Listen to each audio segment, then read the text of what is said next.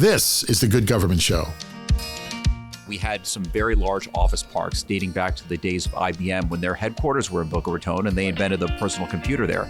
We've now introduced housing to be near those offices and retail uses to cut down traffic. So cars are coming off the road entirely and also vehicle miles are being reduced. And we've seen some success there. I'm looking to help you improve your life like so many thousands of people have done and moved to Boca Raton from New York. Good government is providing outstanding services to residents at the most efficient means possible and being responsive to the direction that a city needs to constantly evolve to go to. I think what you're seeing now in the zeitgeist of 2025 is that the residents and the citizens of this nation want to have a voice and a seat at the table, and I think that that's affecting all levels of government. I would call myself a public servant. Every now and then I have to engage in politics to get an office, but there's a difference. Every day, nearly 100 people move into Boca Raton, Florida. It's easy to see why. It's a coastal city in South Florida, great weather, great beaches, and a favorable business climate. I wanted to know how they handle all that growth, so I sat down with Mayor Scott Singer to talk all things Boca. Welcome to the Good Government Show. I'm Dave Martin. First, help us share the message of good government by liking us and sharing us where we are. We're on Facebook, X, YouTube, Instagram, and Blue Sky. Please share our show with your friends and review us where you're listening, and join our Good Government Show community. Check out our website for the link. If you've listened to a few episodes of the Good Government Show before, and I hope you have, so either listen to a few and come back or listen to more after this one. Anyway, if you're a regular listener, you know that I have a strong connection to Florida and South Florida. I've been to Boca Raton many times, so I was glad to get an inside look at the city I've been to. Of course, when you're talking about good government challenges in South Florida, you have to talk about growth, housing, and managing that growth. We do. We talked about how housing has changed and how Mayor Singer is working on that. One of the projects he talks about is the construction of a new city campus that's going to include a new city hall and a new community center. While the project is moving forward, city residents are going to have a say in how this develops through an upcoming vote. Mayor Singer talks about the appeal of Boca for residents, but also for business. He recently made a direct appeal to New York City business owners, urging them to relocate to Boca Raton. He said, quote, "The future of finance is moving south, along with other industries, and Boca Raton is eager to welcome you." Pitching Boca Raton as a city to relocate to, he listed some of the benefits. He said, quote, "We've kept our government lean and our taxes low because we focus on real governance, getting the trash picked up, having world-class services at every level." End quote. We also talked about his proposal on a new government in Boca Raton and in Palm Beach County. And make sure you listen to the end and learn how the city got its name. Spoiler alert, it's not what you think. So coming up, Boca Raton Mayor Scott Singer. That's coming up after this. The Good Government Show is sponsored by Our. That's O-U-R for Our Community. Get involved. We hear that all the time from government leaders. Our co-brands with your government's name and logo. Your staff and the people you serve are connected and part of your community. From any device, your members provide reliable data and meaningful feedback. Ask a question like, do we want more parkland or better homeless services? More engaged conversations come through the Our app. Visit Ourco, that's OURCO.com, and book a demonstration. It was called the War to End All Wars, but it didn't. 3 royal cousins, all kings, one from England, one from Germany, and one from Russia, blundered their way into a war, a completely avoidable war that left millions dead in the trenches across Europe. Good Government Show executive producer Jim Ludlow details the blunders, mistakes, and bluster that started World War I that didn't end all wars. The book, The Royal Cousins, details the events and creates an alternative history. Imagine if World War I never happened. It didn't have to. Just read it yourself. Download the book today on Amazon. It's just 99 cents and a timely look at history. Welcome to the Good Government Show. I'm happy to have with me the mayor of the city of Boca Raton, Florida, Scott Singer. Welcome to the show. Thanks for having me, Dave. Thanks for being here. And as I mentioned when we just chatted a moment ago, I was just in your town a few weeks ago. This is January. We're in Washington, D.C. at the Conference of Mayors. I was in Boca last week. So things look good. They certainly look good. I'm glad you're down there. So many visitors are coming, but more importantly, since the pandemic, especially, we've continued to attract major investment and have many residents come in. We've been, struggling to keep up with the demand to still keep our low density, traditional city growing responsibly. One of the problems that Florida has continually is managing growth. And I know that Boca is a very upscale community, a very nice city. And I'm sure you have demands. How do you manage the growth? It's just about doing it responsibly. And for those who don't know, Boca Raton is a city in Southeast Florida in the Miami metro market, but we're 100,000 people with a business presence of a much larger city. We punch above our weight when it comes to business. We have 39 publicly traded headquarters, more office activity. Who wouldn't want to be headquartered in Boca? Amen. More office activity and leasing than West Palm Beach and Fort Lauderdale combined. One of the lowest tax rates of any full service city in Florida. And with no state income tax, people have been flocking to us, particularly in the last 4 years. We are pretty built out as a single family primarily community. We've added introduced some new types of housing, including some affordable housing as mixed use, but we're pretty built out. What we're seeing is growth around the region. That's been challenging for us because as the counties open up new lands to development, they're not building roads to keep pace with what we need. So that traffic comes onto our roads. For those who don't know, Boca Raton is on the Atlantic coast. 95, the Florida Turnpike run north-south. How far west does Boca go past the Turnpike? It does not go past the Turnpike. So we're 29 square miles, roughly 6 by 5 miles east of the Turnpike. Okay. And for geography, we're 35 miles north of Miami, 20 north of Fort Lauderdale, 20 south of West Palm. So west of Boca is unincorporated Palm Beach County, and that's correct, a whole different world. But yes, but a lot of people think that's Boca Raton since they use the Boca Raton mailing address. I mentioned 100,000 people plus in our city limits, about 120,000 plus who live outside of the city but use that as a mailing address. So we get some confusion there. Boca Raton is not an inexpensive city to live in. Again, you talked about mixed use and other higher density properties. How is that going over in your city? Well, it's going well. And by the way, high density for us means 15 to 17 units per acre, maybe 20. We're still very low density compared to all the other cities up and down the coast where you're in the triple digits. We're nowhere near there. Okay. And we manage it well that way. We've introduced new uses. We had some very large office parks dating back to the days of IBM when their headquarters were in Boca Raton and they invented the personal computer there. We've now introduced housing to be near those offices and retail uses to cut down traffic. So cars are coming off the road entirely and also vehicle miles are being reduced. And we've seen some success there. For example, I love Chipotle. And instead of going to Chipotle that's 4 miles from my home, I go to the one that's 2 miles from my home in one of these districts in this planned mobility district nearby. Okay, we're going to talk about food in Boca later on. What other challenges do you have? Because you've got a beautiful town. Well, thank you. We do. I mean, again, I think other cities would be eager to have our problems. Our crime rates remain at 40-year lows. We have all A-rated schools in a partnership with the school district. One of the things I was proud that we did, my idea that got put into fruition is that we partnered with the school district to give them land for a new school. The money was in the budget, but they had no location, so we were able to snag 1,200 additional student seats to keep up with the rising demand. As our city has gotten younger, our median age is now in the mid-40s, and that's compared to Palm Beach, another affluent community in Palm Beach County, their median age is 70. Okay. So everything's fine in Boca? I think things are going really well in Boca, and we've got some great opportunities. Just recently, we went out for a response to 2 unsolicited offers for some major investment, partnership, and redevelopment on our downtown campus. We've got 30 acres downtown, and we're going to transform what was a dilapidated city hall and community center, hopefully this year, into ink the agreements to create a new community center and city hall befitting our new city, our different city from the 1960s, but also residential, office to take advantage of the transit-oriented community we're building near our Brightline high-speed rail station, along with retail, restaurant, and hospitality. I have not been there, or it's been a while and I don't remember it.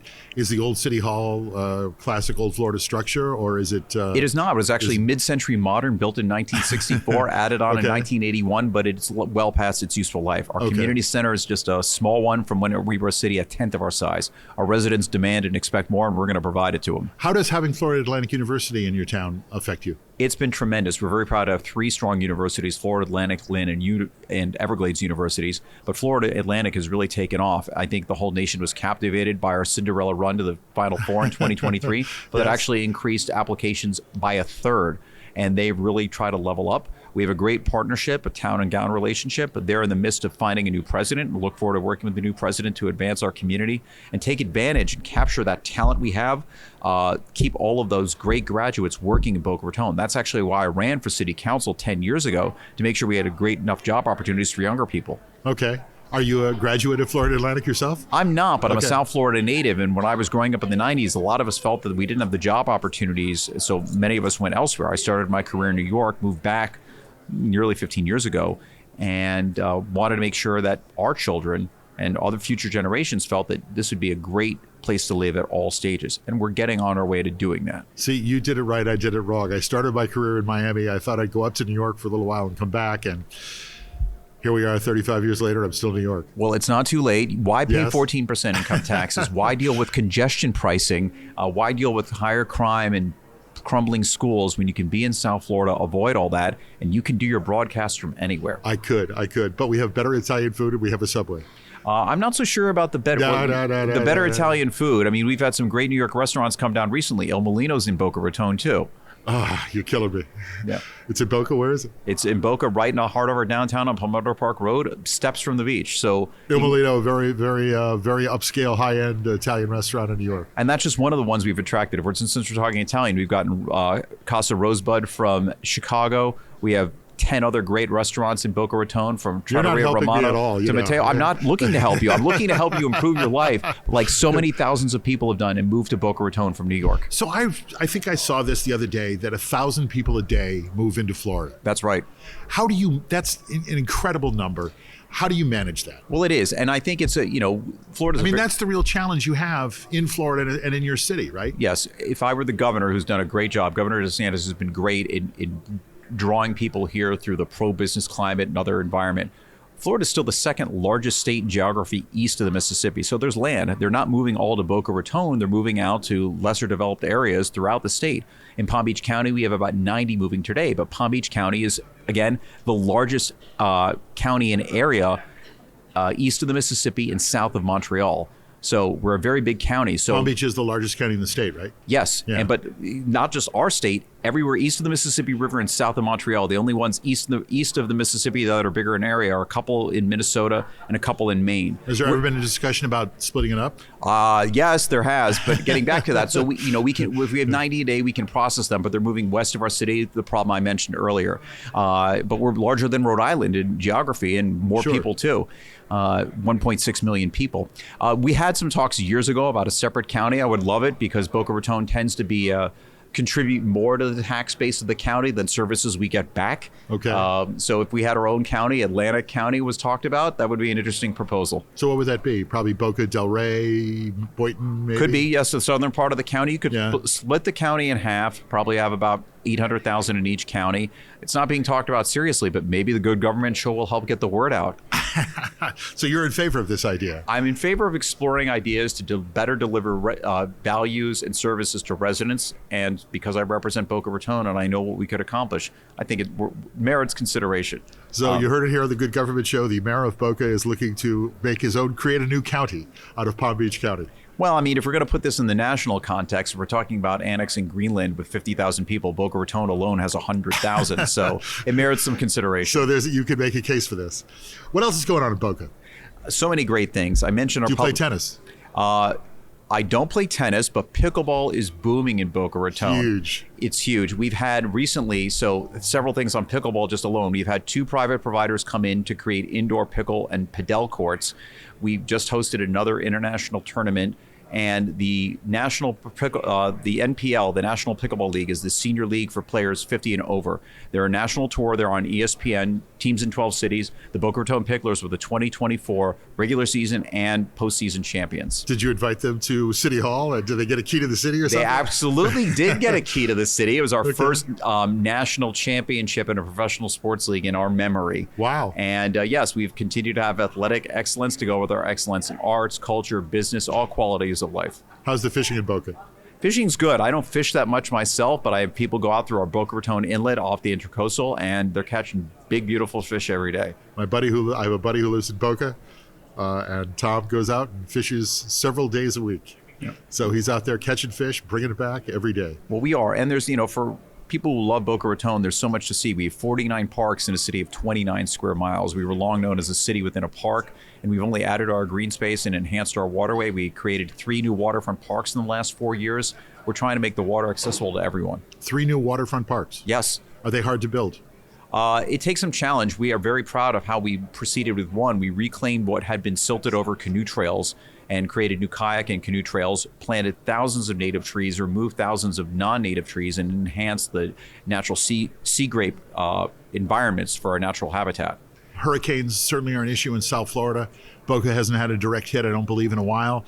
But this is something you absolutely have to plan for. How do you do that? Thank goodness. Well, we work a whole range of things. First, the state continually updates its building code. I think the whole state learned the lessons after Hurricane Andrew in 1992. Yes. And that code quickly became the most strenuous in the United States. They're constantly revisiting it. We work with our building inspectors to implement that code. And in light of the Surfside tragedy in 2021, when there was a building collapse, which was not from a hurricane, but just reminded people of some issues. That was Surfside, Miami Beach. The building just basically collapsed pancake. Yes, unfortunately. Yeah. We were the first city in Florida to adopt an enhanced building recertification ordinance that provided a model for the state later. Was that your idea? idea? Next year? Yes, it was our idea. Yes. Yeah. And I was the mayor to introduce it. My council colleagues all agreed, but we were the first to act, created paved the way for the state to come in with a comprehensive statute the next year. But we're doing that to reassure residents about the integrity of the buildings, as they do face the weather. And, I know it's a beautiful town. Everything's beautiful. You said we have no problems. Everything's great. I've got it all solved. The other aspect of hurricane preparedness is sea rise and high tides and king tides and water backing up through the system, the water system. How are you dealing with that? We're continually preparing for that. We at our city properties have been raising seawalls. We're part of the South Florida Climate Compact, where we work with other cities to get standards there. That will be a challenge. Fortunately, so we have a higher altitude a little bit, just a few feet difference than, say, some of our cities to the south, where they have more water intrusion. We don't. But we also worked with So Boca sits on a bluff, does it? Not really on a bluff, but no. But like it's a slight difference when you're at 5 feet above sea level versus 3 feet above sea level, or even at sea level. It makes a difference. Our barrier island seems to be a little bit higher up than some others. Okay. But even off the barrier island, west of the intracoastal waterway, there are still issues.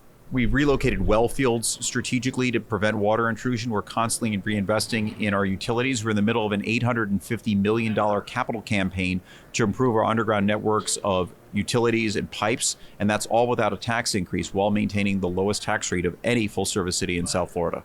I know that Fort Lauderdale has a problem and Miami Beach has a problem. When they have high tides, the water backs up onto the street. Does that serve as a model for you about what not to do and what to be prepared for? I think it's just a lesson for all of us. It's not that they plan differently or any less well than we have. We're all doing that. We will occasionally, a couple times a year, king tides will come in and they will flood some streets near the water. We're working just to try to improve the sea walls and the systems there. But that's been going on. I remember being, as a kid, having my kindergarten class evacuated because of king tides. And it was nothing out of the normal. It was just that time of year, yes. All right. But these are all things that you have to be prepared for, more so than other communities because of the challenge of where you are and the low level. And we do. We keep healthy reserves on our balance sheet, particularly for storm. We work constantly to rebuild our storm resilience. We've got redundancy on city facilities. Because we've had, even in 2017, when we didn't get a direct hit, our communities without a power for a week. And I gave great credit to kudos to city staff then, because we were maintaining all of our 140 roughly traffic signals that didn't have power. We had backup generators operating when City Hall was out of power, and we're still providing the basic services people rely and count on. As the mayor, how do you justify spending money for things people can't really see, touch, or feel, knowing that you need this for the future? Well, I think it's easy. One, we budget very leanly. I mentioned that $850 million. That came without a tax increase. In fact, over the last 10 years, we've only lowered our tax rate. We haven't raised it in more than a dozen years. And I think residents understand that we've not invested. We are not lavish. Our city hall is outdated. That's why we're looking potentially for a public-private partnership. And in terms of selling it, it sells itself because our tax rates remain low, but that's only part of the cost of services for doing business in a city. But there's always people that say, why are you spending money on this? Everything's fine. We haven't had a flood. I get very few people complaining about that. And they are looking even for, as rains get heavier and we have more 1,000-year storms, now maybe on a 100-year cycle, they want us to improve our our roadways. We're doing that. And our water rates are 1/6 of some of the peer cities we have in South Florida because we just continue to invest in the system, so we don't have bridge collapses typically. We don't have water main breaks often. We don't have sewer main breaks.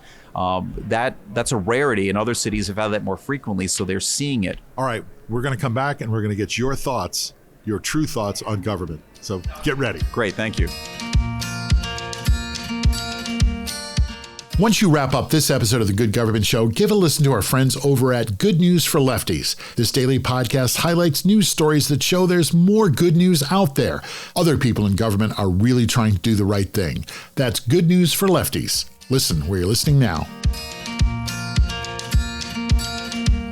After you get done with this episode, hear more good government stories with our friends at How to Really Run a City.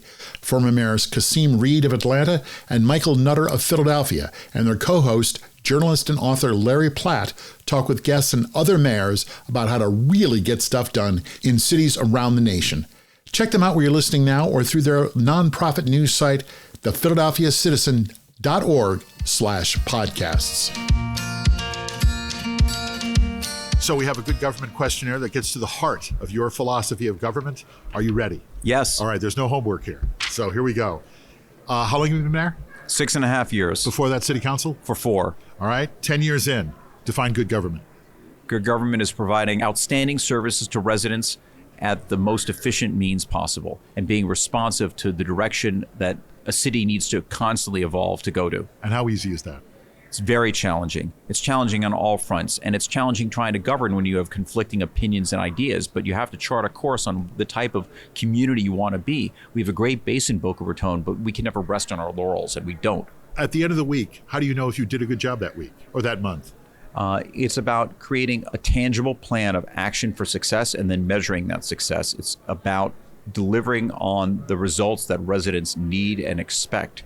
And we have to have milestones and make sure we're hitting those. So if people don't like what you're doing, what do they do? How do they hold you accountable? How do they keep you in line?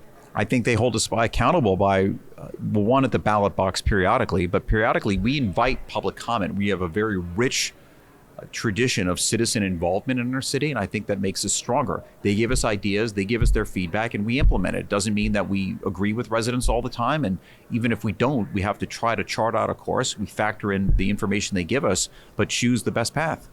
If people don't like what they're seeing in government, from your government, from city council, from government in general, what should they do? People should get involved. You can do it a lot of ways. You can run for office, but you don't have to run for office to have an impact. You can get together. You can communicate with your elected leaders at all levels of government. You can advance ideas. You can propose things.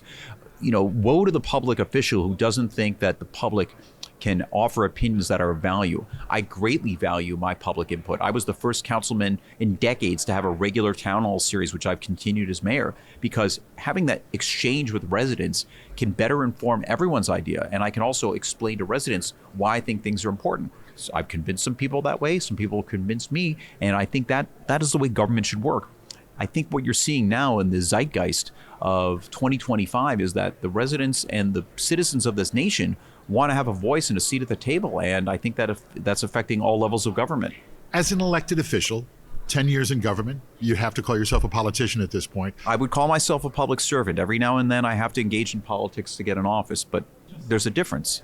What would you like people to know about government as an insider? I would like to know that I think government is largely composed of people who really give their all and believe in the mission of delivering outstanding services to residents. And rarely have I seen people with bad intent. I've seen a little complacency. We've worked hard in Boca Raton to make it more efficient. We've had 21 streamlining initiatives, but it's that can-do attitude and that need-to-do attitude that needs to get there.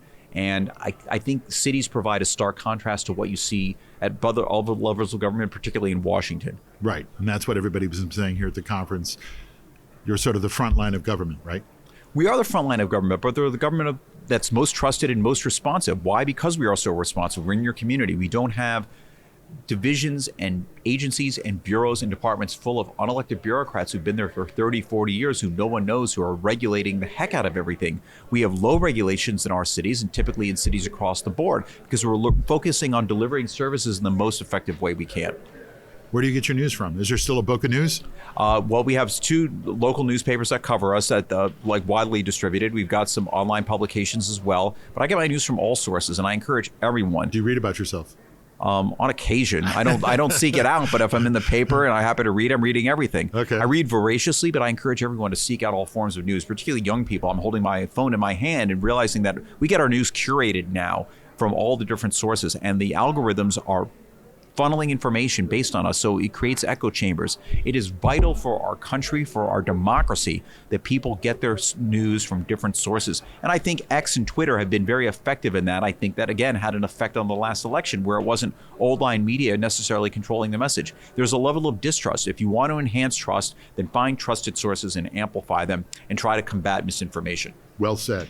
Who's your political hero? Who inspires you? A lot of people have inspired me. Lincoln, who led our nation through trying times. Theodore Roosevelt was always a hero of mine as a kid because he was such a larger-than-life figure who believed in the American ideals and what it meant to be an American, but really took on some interesting causes and led with vigor. Ronald Reagan was a young hero growing up to me, and I think there's even inspiration. I'm optimistic about the incoming administration. I think there's a good deal of zeal I know a lot of people going in who are going to be effective in trying to implement an agenda that brings some American prosperity back home. Okay.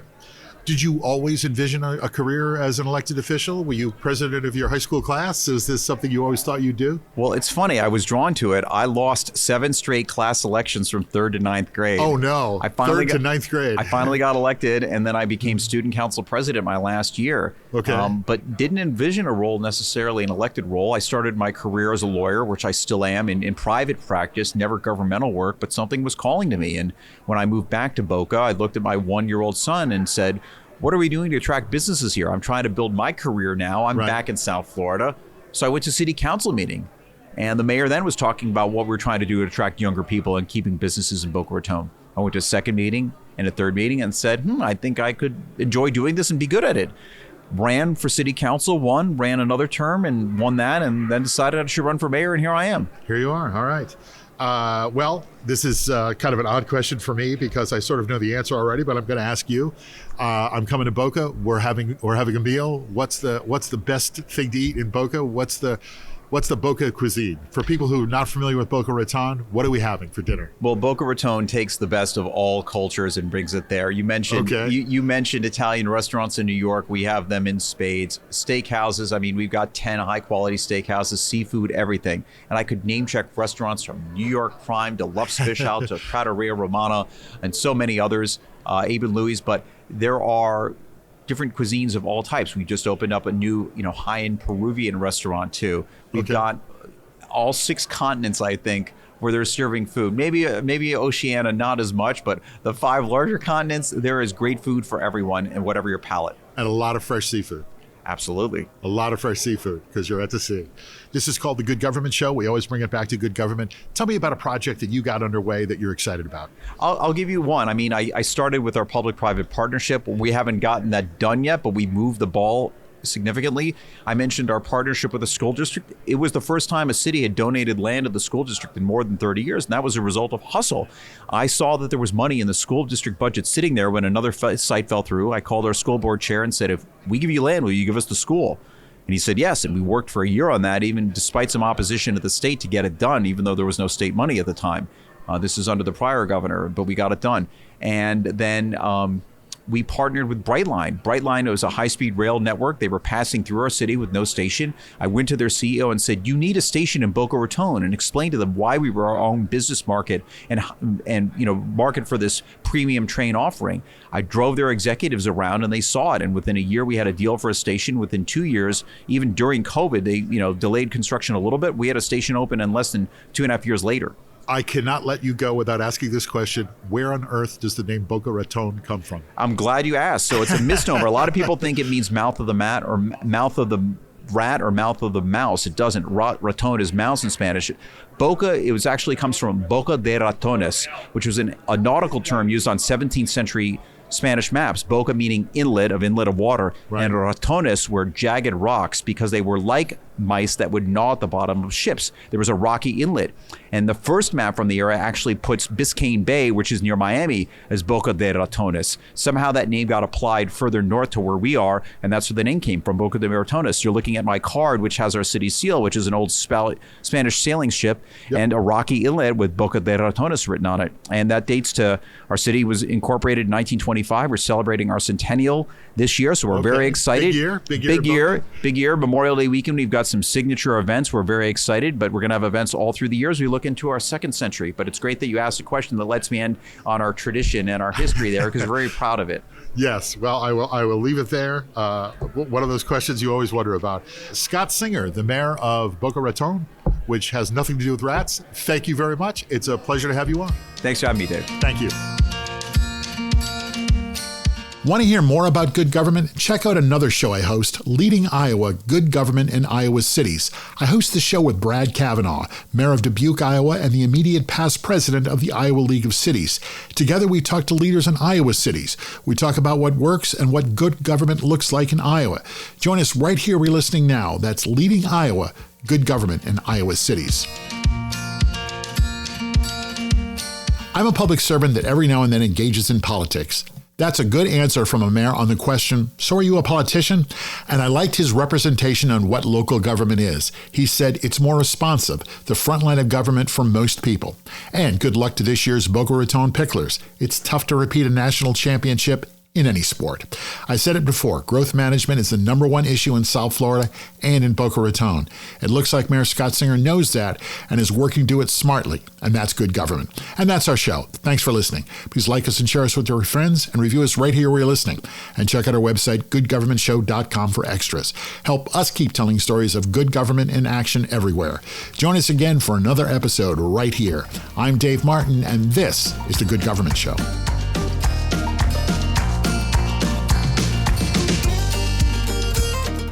The Good Government Show is a Valley Park production. Jim Ludlow, Dave Martin, that's me, and David Snyder are the executive producers. Our show is edited and produced by Jason Stershic. Please subscribe, then share us, and like us and review us. That's the best way to make sure we're able to keep telling these stories of our government working for all of us. Then listen to the next episode of The Good Government Show.